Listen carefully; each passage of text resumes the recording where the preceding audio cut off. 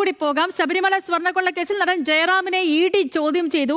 കേസിലെ മുഖ്യപ്രതി ഉണ്ണികൃഷ്ണൻ പോറ്റിയുമായുള്ള ബന്ധത്തെക്കുറിച്ചാണ് ജയറാമിനോട് അന്വേഷണ സംഘം ആരാഞ്ഞത്. പറയാനുള്ളതെല്ലാം പറഞ്ഞെന്നും ഇനി ആരെങ്കിലും കുടുങ്ങാനുണ്ടെങ്കിൽ അവരും കുടുങ്ങട്ടെ എന്നും ചോദ്യം ചെയ്യലിനു ശേഷം ജയറാം പ്രതികരിച്ചു. മൊഴി പരിശോധിച്ച ശേഷം ആവശ്യമെങ്കിൽ നടനെ ഇനിയും വിളിപ്പിക്കുമെന്ന് ഇഡിയും അറിയിച്ചു.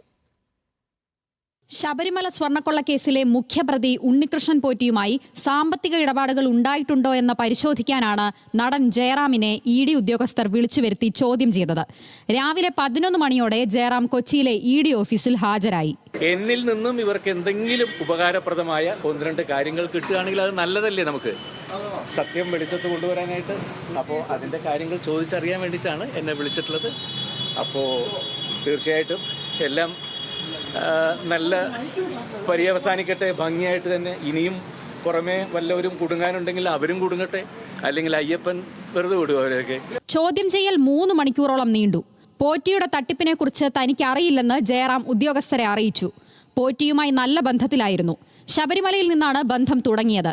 എന്നാൽ സാമ്പത്തിക ഇടപാടുകൾ ഇല്ലെന്നും നടൻ മൊഴി നൽകി. ശബരിമലയിലെ വിശ്വാസി എന്ന നിലയ്ക്കാണ് ചടങ്ങുകളിൽ പങ്കെടുത്തത്. വീട്ടിലേക്ക് സ്വർണ്ണപ്പാളികൾ എത്തിച്ച് പൂജ നടത്തിയപ്പോൾ ദക്ഷിണ നൽകി. മറ്റിടപാടുകളില്ല എന്നും ജയറാം ഉദ്യോഗസ്ഥരെ അറിയിച്ചു. മൊഴിയെടുക്കലൊന്നും ഇല്ല. ഇത് അയ്യോ ഇതെന്ത് ഒന്നുമില്ല. ഇത് എല്ലാ ഡിപ്പാർട്ട്മെൻറ്റും പോലെ എൻഫോഴ്സ്മെൻറ്റ് അവർക്ക് ചില സംശയങ്ങളുണ്ട്. അപ്പോൾ അതിൽ ശരിയാണോ എന്താണോ ചോദിക്കുന്നത്. അപ്പോൾ അവിടെ നടന്നിട്ടുള്ള എന്തെങ്കിലും ഇങ്ങനത്തെ കൊള്ളരുതായ്മകൾ ഉണ്ടെങ്കിൽ അതെല്ലാം വെളിച്ചത്ത് കൊണ്ടുവരേണ്ടത് നമ്മുടെ ഓരോരുത്തരുടെയും കടമയല്ലേ.